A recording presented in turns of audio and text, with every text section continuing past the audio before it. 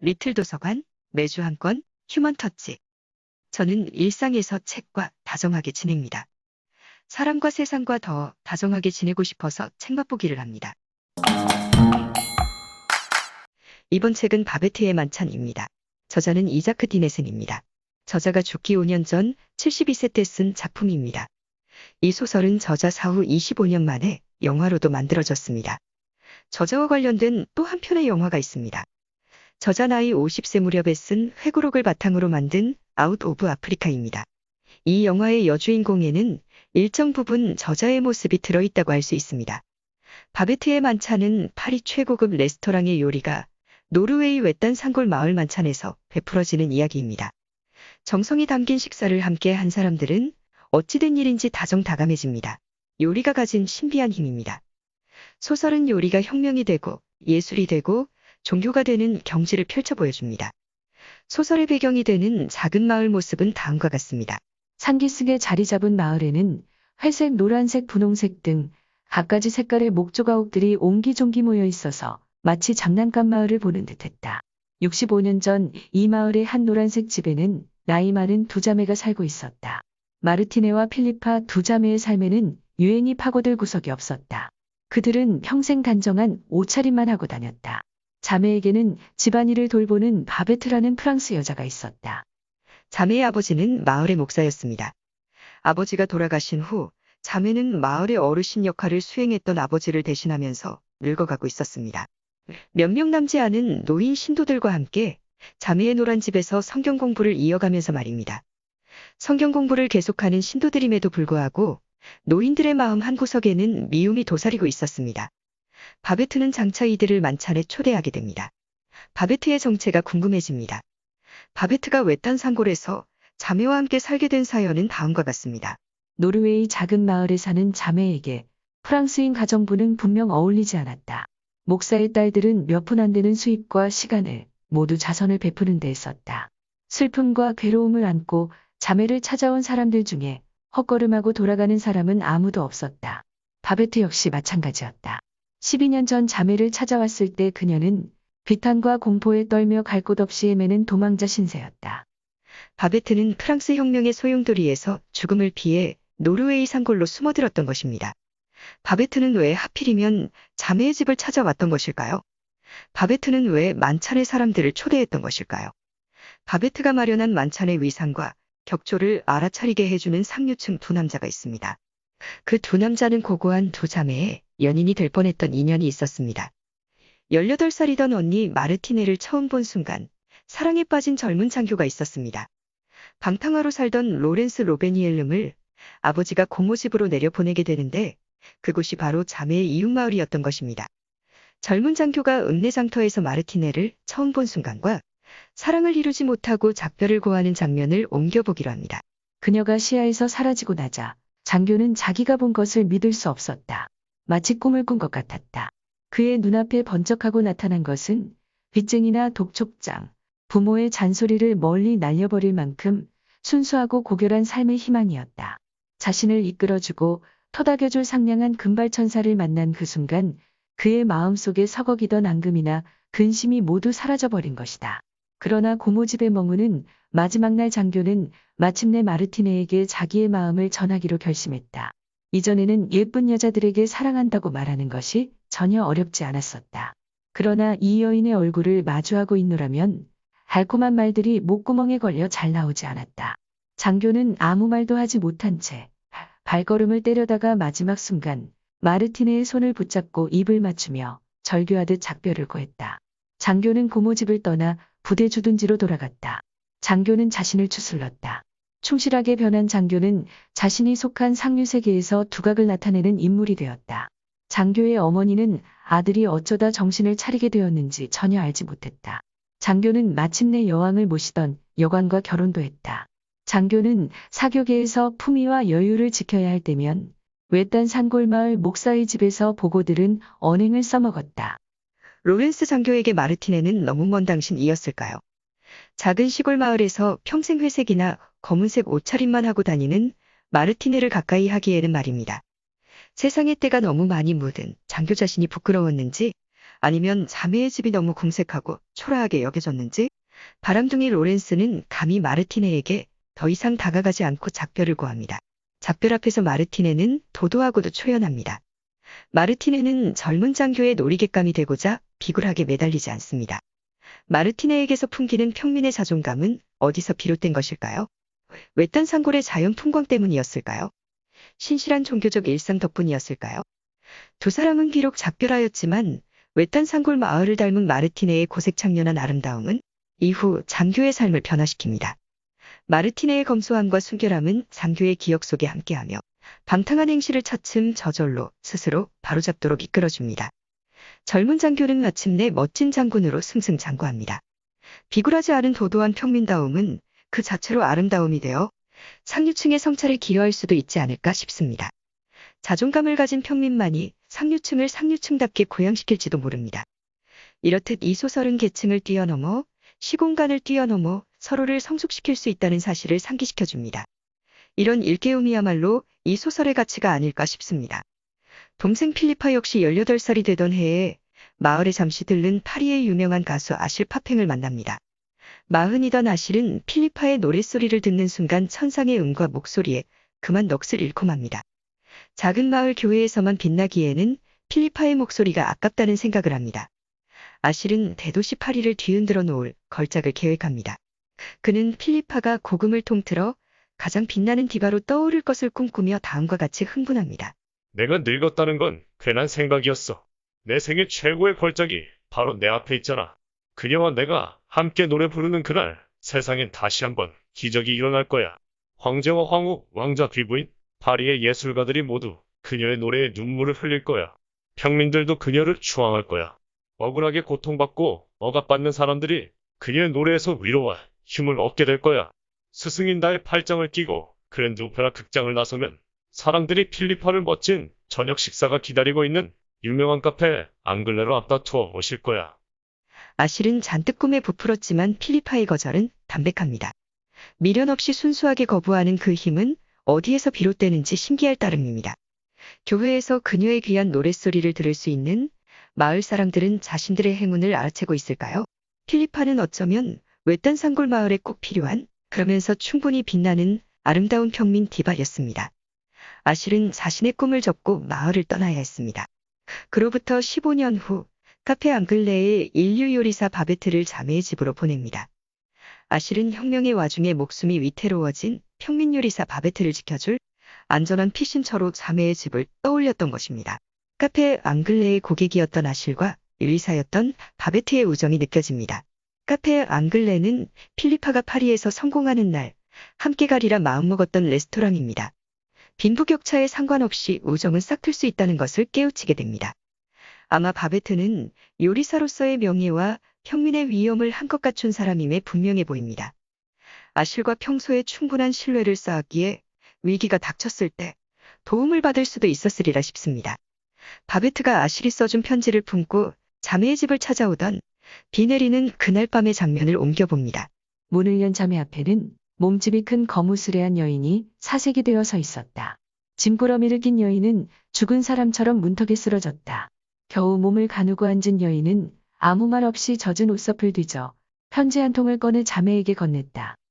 편지는 노년에 접어들고 있을 아실 파팽이 보낸 것이었습니다. 편지는 바베트가 코민 지지자였다는 사실을 적고 있습니다. 파리 코민은 1871년 3월 28일부터 5월 28일 사이에 파리 시민과 노동자들의 봉기에 의해서 수립된 혁명자치 정부를 말합니다.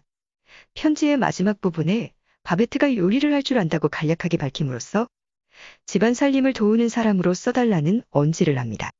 편지를 요약 인용하면 다음과 같습니다. 이 편지를 전하는 사람은 바베트라고 하오. 이 곧 파리의 거리에는 프랑스 민족끼리 서로 피를 흘리고 있어. 인권을 위해 일어선 코민 지지자들은 싸우면서 지고 목숨을 잃었어. 바베트 부인의 남편과 아들은 총에 맞아 죽고 말았어. 부인은 붙잡혔다가 가까스로 탈출했어. 부인은 가진 것을 모두 잃었고 프랑스에 더는 있을 수 없는 처지라오. 이 부인은 시련 속에서도 재능과 위엄과 절제를 잃지 않을 것이오. 부인을 자비롭게 받아주리라 믿소. 필리파 양, 지난 15년 동안 나는 당신의 목소리가 파리의 그랜드 오페라 극장에 울려 퍼지지 못한 것을 애석해 했소. 하지만 오늘 밤 화목한 가족의 품에 있을 그대를 생각하니 한때 박수와 애정을 보내던 사람들에게 잊혀져 외롭고 우울한 지금의 내 처지에 비해 그대가 더 나은 삶을 선택했다는 생각이 드오. 영성이란 게 뭐겠소? 무덤이 우리 모두를 기다리고 있는 것을. 하지만 이 편지를 쓰고 있는 지금 무덤이 종착 여기 아니라는 생각이 드오. 천국에서 그대의 목소리를 다시 들을 것 같소. 그곳에서 그대는 하느님께서 그대를 지으신 바 그대로 마음껏 노래할 것이요. 그곳에서 위대한 예술가가 될 것이요. 아, 그대는 천사들을 사로잡을 것이요. 바베트는 요리를 할 줄 아. 한때 그대들의 친구였던 이에 경의를 부디 받아줘. 상류층이 드나드는 카페 앙글레의 고객이었던 아실이 그곳에서 일하던 요리사 바베트를 보증하고 추천하는 편지입니다. 편지에서 아실은 두 자매에게 친구로서 경의를 표하고 있습니다. 부와 계층이 다른 사람들끼리 서로 돕고 존중하는 모습은 참 보기 좋습니다. 가톨릭교도 바베트를 루터교도인 자매가 맞아들여 함께 지내는 모습도 참 보기 좋습니다. 도움을 받는 바베트의 모습을 저자는 당당하게 그리고 있습니다. 도움을 받는 사람을 기죽지 않도록 묘사하는 저자 또한 참 보기 좋습니다. 저자는 은혜를 입은 바베트를 당당한 정복자로 표현합니다. 바베트가 자매의 집과 마을에 쓸모있는 유익한 사람으로 정착한 모습을 소설은 다음과 같이 표현하고 있습니다. 바베트가 자매의 집에 처음 왔을 때는 마치 쫓기는 짐승처럼 불안한 눈빛에 초췌한 모습이었다. 하지만 그녀는 따뜻한 환경에 새로 몸을 담자 이내 곧 믿음직한 가정부의 자태를 보여주었다. 거렁뱅이처럼 보였던 여인은 알고 보니 당당한 정복자였다. 그녀의 침착한 용모와 그윽한 눈매에는 엄숙함이 배어 있었다. 그녀의 시선이 닿는 곳마다 모든 것이 소리 없이 제자리를 찾아갔다. 바베트가 집안일을 맡은 지 얼마 지나지 않아 자매는 살림에 드는 비용이 놀랍게 줄고 이웃들을 위해 준비한 수프와 빵이 가난하고 아픈 사람들을 살찌우는 신비로운 힘을 발휘하는 것을 보게 되었다. 마을 사람들도 바베트의 뛰어난 솜씨를 인정했다. 바베트는 마을에서 제일 짜다는 장사치들과도 훌륭하게 흥정했다. 부둣가와 장터 사람들은 그녀를 존중했다. 존중받는 바베트는 만찬을 기획합니다. 바베트는 자매에게 처음으로 간곡한 부탁을 합니다. 죽은 목사의 100번째 생일에 프랑스 만찬을 자기 돈으로 차리도록 허락해달라고 말입니다. 바베트는 복권에 당첨되어 수중에 1만 프랑이 있었습니다. 자매는 바베트의 귀한 돈을 먹고 마시는 일에 쓸 수 없다며 거절합니다. 자매는 공짜면 사족을 못 쓰는 그런 평민이 아니었습니다. 바베트가 단호하고 우아한 자태로 간절하게 부탁하자 자매는 결국 동의하게 됩니다. 바베트는 만찬 준비를 위해 여행을 떠납니다. 조카를 만나 프랑스에서 사와야 할 물건들의 목록을 전하고 돌아옵니다. 바베트가 만찬의 날까지 상기된 일상을 보내는 것은 너무도 당연한 이치입니다. 마침내 만찬의 날이 다가왔습니다. 초대한 손님 중에는 젊은 장교였던 로렌스도 포함되어 있습니다. 그는 이제 장교가 아닌 장군이 되었습니다. 우울감을 달래려고 고모집을 찾았다가 동행하게 된 것입니다. 고모집을 다시 찾게 된 심경을 소설은 다음과 같이 전해줍니다. 장군은 인생에서 원하던 모든 것을 손에 넣었다. 모든 사람들이 그에게 존경과 부러움의 시선을 보냈다. 하지만 정작 장군은 자신의 화려한 삶을 후벼 파는 무언가를 느끼고 있었다. 장군은 행복하지 않았다. 뭔가 잘못되어 있었다. 장군은 어딘가 깊이 박혀 있어 눈에 보이지 않는 가시를 찾듯이 자기의 내면을 찬찬히 살폈다. 장군은 어느 때부턴가 자기의 영혼에 관해 생각하게 되었다. 그럴 만한 특별한 계기가 있어서도 아니었다. 장군은 도덕적인 사람이었고 왕과 아내와 친구들에게 신의를 지키는 사람이었다. 하지만 세상이 도덕으로만 움직이는 것이 아니라 때로는 알 수 없는 신비로운 힘에 이끌리는 것처럼 생각될 때가 있었다. 나이든 로렌스 장군은 작은 꿈 하나를 소망했다. 세상 물정에 밝은 노인이 된 그가 젊은 시절에 순진했던 자신을 찾고 있는 것이다. 장군은 만찬을 하는 저녁에 젊은 자신에게 확실히 인정받고 싶었다. 30년 전 자신의 선택이 올바른 것이었다고. 자매의 집으로 향하는 길에 장군은 승마대회에서 우승하던 날 파리에서 제일 가는 레스토랑 카페 앙글레에서 베풀어졌던 만찬이 떠올랐다. 길 위에서 갑자기 그 순간이 떠올랐다. 30년 전 장교였을 적에 마르티네에게 반했던 로렌스가 이제 연로한 장군이 되어 마르티네의 집으로 향합니다. 그는 바베트가 베푼 만찬에서 파리 레스토랑의 그 맛을 고스란히 느끼게 됩니다. 먹고 마시면서 그는 거듭 놀라고 거듭 의아해합니다. 파리에서의 만찬으로 돌아간 듯 다음과 같이 추억합니다. 더할 나위 없이 정성스럽고 맛있었던 그곳 요리들. 그는 함께 식사했던 갈리페에게 요리의 이름을 물었었다. 갈리페는 파리 코민군을 공격하여 탄압했던 육군 장군이었다. 바베트는 장차 자신의 남편과 아들을 죽이고 코민을 탄압할 장군을 위해, 또 유명한 배우와 가수를 위해, 또 왕자와 귀족들을 위해 최선을 다해 요리를 했던 프랑스의 인류 요리사였습니다. 그 요리 솜씨를 그대로 온전히 발휘하여 노르웨이 외딴 산골에서 만찬을 베풀었습니다. 자신이 받은 당첨금 1만 프랑을 고스란히 바치면서 말입니다. 인색하지 않은 통큰 바베트의 모습에서 의연한 평민의 위엄과 품위를 느끼게 됩니다. 바베트가 베푼 만찬에 계층을 가리지 않고 초대된 12명의 사람들은 서로 어우러져 함께 축복을 누립니다. 바베트의 전 재산과 온 정성이 바쳐진 만찬이 빚어내는 신비한 분위기는 경이롭습니다. 요약 변용해 봅니다. 말수가 적은 노인들은 말문을 틔웠고 수년간 거의 듣지 못했던 귀가 열렸다. 시간은 영혼 속으로 녹아들었다. 한때 서로 욕했던 두 늙은 여인은 앙숙 같은 사이가 되기 훨씬 이전으로 돌아갔다. 둘이 함께 손을 맞잡고 끝도 없이 노래를 부르며 거리를 돌아다니던 소녀 시절로 돌아가 있었다. 한 늙은 노인은 사내 아이들이 치고받듯이 옆에 친구 옆구리를 툭 쳤다. 그리고는 목재 거래 때 왜 자신을 속였냐며 소리쳤다. 이 소리를 들은 친구는 거의 고꾸라질 정도로 배꼽을 잡고 웃었다. 그래, 그때 내가 그랬다며 솔직하게 시인하고 눈물을 흘렸다. 머리가 희끗희끗해진 정직한 선장과 얼굴에 주름이 팬 신앙심 깊은 과부는 젊은 시절 과부의 남편이 살아있을 때 서로 사랑하는 사이였다. 두 사람은 당시 끔찍한 죄의 대가를 영원히 면치 못할까봐 두려웠다. 그래서 상대에게 잘못을 미루며 시선을 피하며 냉랭하게 지내왔다. 이제 그들은 비밀스런 사랑에서 도망치느라 못다나는 긴 입맞춤을 했다. 만찬을 마친 후 장군과 마르티네가 헤어지는 모습은 참 소소합니다. 감미로운 그 부분을 옮겨봅니다. 장군은 말없이 마르티네의 손을 붙잡고 오랫동안 서 있었다. 그리고 마침내 입을 열었다. 나는 매일 당신과 함께 했었소. 그랬다는 것을, 아오.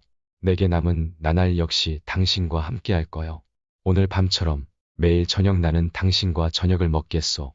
육신으로가 아니라 영혼으로 그렇게 하겠소. 오늘 밤 나는 세상에서 그 무엇이라도 가능하다는 것을 배웠소.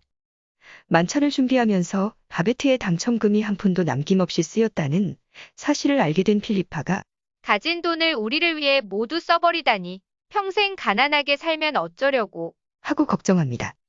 바베트는 사람들을 기쁘게 할 요리 솜씨를 가졌기에 두려울 게 없어 보입니다. 예술에 버금갈 정도의 실력을 갖춘 바베트가 부럽습니다. 필리파의 걱정에 바베트의 대꾸를 전하며 책을 덮습니다. 카페 앙글레에서 12인분 저녁 식사 재료비가 1만 프랑이에요. 마님들을 위해서라고요? 아니에요. 저를 위해서였어요. 저는 위대한 예술가예요. 위대한 예술가는 결코 가난하지 않아요. 저는 사람들을 기쁘게 할 힘이 있어요. 최선을 다할 때 완벽한 기쁨을 줄 수 있어요. 아실 파팽 씨가 저에게 말했어요. 예술가로서 최선을 다할 수 없는 상황에 몰리거나 최선을 다하지 않고도 박수를 받는 것만큼 참을 수 없는 것은 없다. 이만 책 맛보기를 마칩니다. 지금까지 리틀 도서관 매주 한 권 휴먼터치 황진이었습니다. 책 맛보기는 그저 제가 경험한 책, 사람, 세상 이야기일 뿐입니다. 이야기하다 보면 사람이 덜 된 저 자신을 즐겁게 발견하게 됩니다.